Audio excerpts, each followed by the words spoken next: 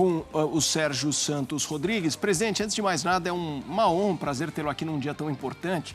Um exercício que eu gosto de fazer como jornalista é tentar entender eventos em que nós estamos escalados, um jogo, uma apresentação de um jogador que é cortado, Copa do Mundo, Olimpíada, o peso histórico disso num dia presente. Tentar entender, daqui 30 anos, quando a gente olhar para esse 18 de dezembro, qual o tamanho disso? A sensação que eu tenho é que sim, é um dia histórico, não necessariamente bom ou ruim. As pessoas tendem a achar que um dia histórico é bom. A pergunta eu faço para o senhor: quão histórico é esse dia para o Cruzeiro? E se a sensação de um agora vai ou racha, assim, a mudança de rota que o Cruzeiro precisa, era isso? Boa noite para o senhor. Boa noite, um prazer poder falar com vocês. Com certeza é um dia histórico e um dia histórico para o bem, né, aqui do Cruzeiro.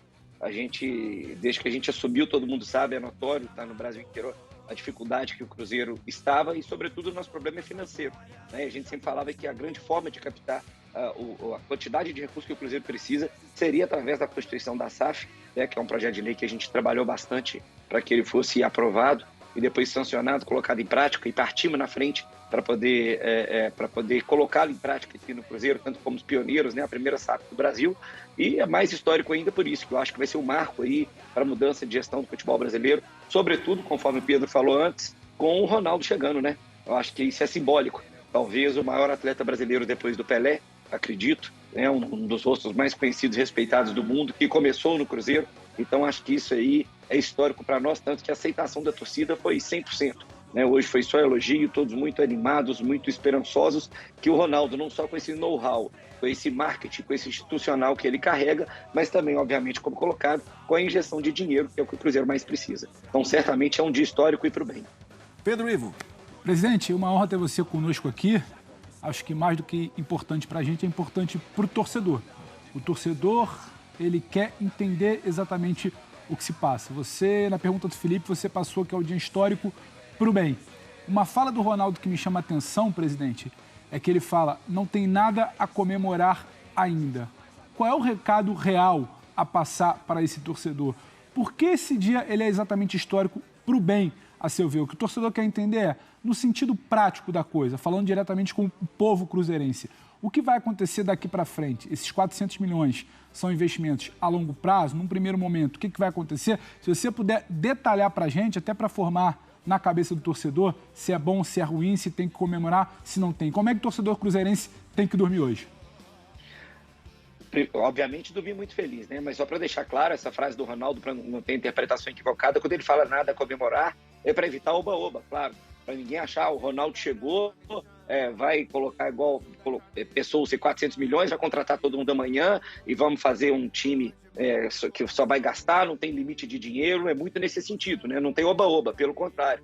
O Cruzeiro tem muito que arregaçar as mangas e trabalhar. Foi esse o contexto em que a gente conversou hoje, né? E é para o bem, pelo que eu falei, todo mundo sabe a situação que a gente está hoje. O Cruzeiro tem aproximadamente 20 milhões de transfer ban para pagar, né? A gente tem que terminar de montar um time para a gente poder chegar bem nos campeonatos ano que vem. O time precisa subir, não pode ficar mais um ano na Série B, né? Então, é para o bem e o torcedor pode dormir tranquilo nesse aspecto que eu falei. Eu acho que a chegada do Ronaldo, portanto, ela vem primeiro, essa garantia de colocação de um dinheiro imediato para poder resolver esses problemas, né? Essa garantia para os atletas que estão no elenco, para os que estão chegando e aqueles que ainda querem vir, né, de que uma pessoa como o Ronaldo, quando assume um clube, vai manter salário em dia, né, vai fazer uma gestão correta da forma como deve ser feita num clube de futebol, tendo de onde retirar e, além disso, trazendo essa imagem dele, tudo que ele pode agregar demais, não só ao valor do clube de uma forma geral, né, mas a marca do clube, ao conhecimento do clube, com o potencial de ampliar a torcida, internacionalizar o clube, enfim. Eu tenho certeza que são só coisas boas que a gente vai poder construir aí.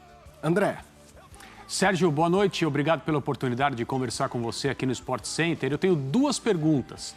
A primeira é se quando o Cruzeiro começou a trabalhar nesse projeto de Sociedade Anônima do Futebol, a ideia de encontrar o Ronaldo e fazer dele essa pessoa que investiria no clube já era uma coisa que passava pela cabeça de vocês ou teve mais a ver com a instituição financeira que foi contratada para auxiliar na operação? Essa é a primeira. E a segunda, se as conversas com o Ronaldo já são um pouco mais antigas, embora tudo tenha sido feito com sigilo, ele tem algo a ver, pelo menos em termos de opinião, com essas diversas contratações que o Cruzeiro tem anunciado para a montagem da equipe para o ano que vem? Vamos lá. Primeiro, o prazer é todo meu falar com vocês, André. O Ronaldo basicamente um sonho, né? Como a gente fala assim, do perfil. Quando eu fui perguntado sempre sobre a SAF, a gente falava que queria o perfil de um investidor único e com know-how, né? E aí poderia ser estrangeiro ou brasileiro. Claro que brasileiro pode ser melhor porque conhece o mercado, tal qual o Ronaldo. Melhor ainda porque ele tem um clube fora, então já conhece gestão de futebol, também conhece esse modelo de sociedade anônima. E curiosamente, né, quando a XP começou a receber algumas propostas, o Ronaldo recentemente saiu uma entrevista dele, se não me engano, dia 3 de dezembro, e eu falo muito com o Pedro Mesquita, falava quase diariamente aí durante as operações. Nessa entrevista ele fala sobre o Cruzeiro. Nesse dia eu mandei uma mensagem para o Pedro, falei, nossa, Pedro, nem que fosse minoritário, né, com uma pequena parte, o Ronaldo seria o ideal para nós, porque a torcida gosta dele, ele começou aqui, tem identificação com o clube, com a cidade, né, seria maravilhoso ter o Ronaldo como sócio. E aí, coincidentemente, isso depois veio a calhar, veio a acontecer. A gente depois teve um almoço aí em São Paulo e aí, desde então, fomos aprofundando as conversas para chegar, né, onde nós chegamos hoje. Então, isso aí foi muito importante. E quanto às contratações, claro que não houve a indicação dele, mas desde que já foi, né, a coisa foi se afunilando, a gente começou a reportar assim, ele está ciente de tudo que estava acontecendo, né, e acredito que, de acordo, até porque de um momento ele vetou qualquer dos nomes, e acho que os nomes, por outro lado, também foram muito bem recebidos, né, não só aqui, como acredito que em toda a imprensa desportiva. Hoje, quando a gente vê bastante comentário, a gente vê, são elogios ao time que o Cruzeiro está formando. Presidente, eu tenho uma pergunta de um internauta, antes só para ficar claro, em relação ao Ronaldo, o senhor mencionou uma entrevista que foi ao Flow, ao podcast Flow, dia 3 de dezembro. Isso. Não tinha nada, assim, nada com o Ronaldo, assim, foi realmente, porque, pô, estamos falando de uma operação tão grande que a gente imagina... O Ronaldo parecia distante do caso. Exatamente, 3 de dezembro não tinha nada? Na verdade, tinha, porque assim, quando você tem um intermediário captador numa operação desse tipo, como a XP, ela recebe de várias pessoas, conversa com várias pessoas, então já havia uma conversa com a XP, mas não tinha sido levado para nós ainda, né? Porque geralmente esse captador, ele afunila as propostas para depois levar para a gente, né? Então foi muita coincidência mesmo. Aqueles casos que quando você quer contratar um jogador, o técnico quer, o clube quer, de repente aquela vontade muda.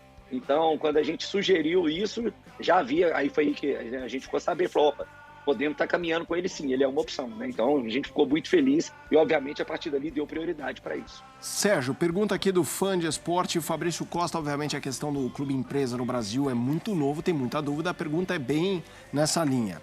Daqui 5 anos, se o Ronaldo quiser sair do Cruzeiro, o que acontece? Ele precisa vender a sua parte e tal? Isso decreta falência? Como que é? Se ele quiser sair, como que é o processo?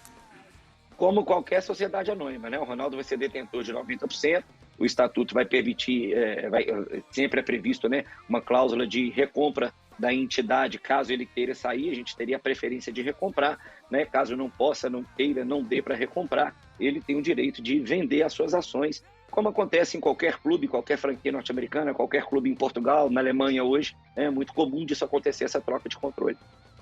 Felipe, presidente, me permite só falar em valores novamente, porque vocês, a XP e o próprio Ronaldo, abriram valores. O tal aporte de 400 milhões, queria que você detalhasse, reforçar minha pergunta. Esses 400 milhões, a única coisa que foi falada até agora no comunicado da XP, até confirmado pelo Ronaldo, é ao longo dos anos. Ao longo de mais ou menos quantos anos será esse aporte? E a pergunta que todo torcedor ele quer entender imediatamente, esse aporte será de quanto? Seja para quitar uma dívida de departamento de futebol profissional, seja para o Ronaldo começar a implementar o seu sistema, seja para pagar o que deve ao Transferban. Esse aporte inicial ele é de quantos milhões? E esses 400 milhões, eles serão aportados ao longo de quantos anos, mais ou menos? Qual é a previsão de vocês, se a gente pudesse estabelecer uma média de quantos milhões ao ano, para entender o que o torcedor pode esperar de vocês?